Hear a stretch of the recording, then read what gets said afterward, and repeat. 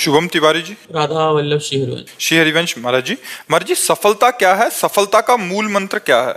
क्या हमारी मानी हुई मान्यता की पूर्ति ही सफलता? मनुष्य जीवन के बंधन से मुक्त हो जाना सफलता है।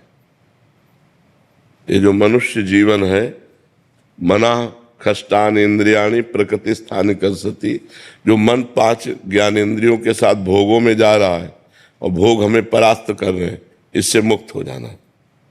जो हम जन्म मरण के बंधन में विवश होकर जा रहे हैं, इससे मुक्त हो जाना। काम क्रोध लोभ मोह मद मत्सर, इन पर विजय प्राप्त कर लेना। तो ये मनुष्य जीवन के बंधन से मुक्त हो जाना, भगवान की प्राप्ति करना, ये सफलता है।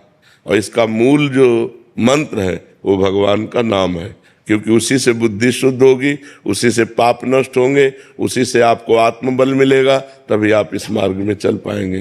तो प्रेम मूल यह नाम है। प्रेम का मूल, ज्ञान का मूल नाम ही है।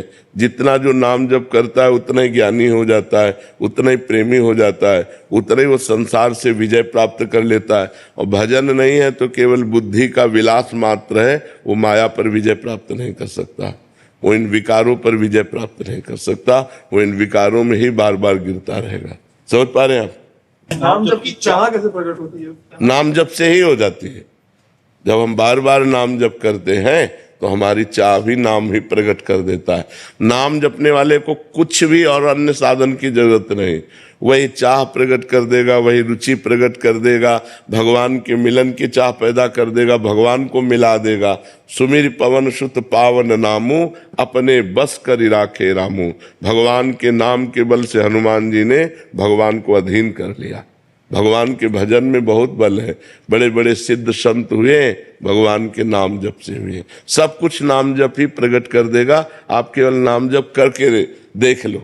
इस जन्म में एक नियम ले लो कि मैं भगवान का नाम जप नहीं छोड़ूंगा, फिर आप मिलना, देखो आपका परिवर्तन कितनी जोर का होता है। सब ठीक हो जाएगा, सब ठीक हो जाएगा। अरे समझो, हम बार बार उदाहरण देते हैं कि जो राम नहीं कह पाते थे, राम राम नहीं बोल पाते थे, वो मरा मरा उच्चारण किया। वो इतना बड़ा ग्रंथ है वाल्मीकि रामायण, और संस्कृत से है। आप सोचो, उन्होंने संस्कृत से हमारे इतिहास की रचना कर दी और ब्रह्म ऋषि पद पे पहुंच गए। कोई दूसरा साधन नहीं था, केवल नाम का साधन था। केवल भगवान के नाम से ध्रुव संगलान जप्यो हरि नाऊ, पायो अचल अनुपम ठाऊं। ध्रुव ने ग्लानि युक्त होकर, माता ने थप्पड़ के, तुम पिता के सिंहासन पर बैठने के तब अधिकारी हो गए जब मेरे गर्भ से, जो भी माता थी ना, उसने 2 पत्नी थी, सुनीति और सुरुचि। तो सुनीति के बेटा थे ध्रुव, सुरुचि को अच्छा नहीं लगा, तो ध्रुव संगलानि ग्लानि युक्त होकर भगवान का नाम जप किया तो अनुपम ठाऊं। आज भी जो ध्रुव को पद मिला है वो किसी महात्मा को नहीं मिला। 5 वर्ष का बालक ठान लिया नाम जप, भगवान की प्राप्ति कर ली।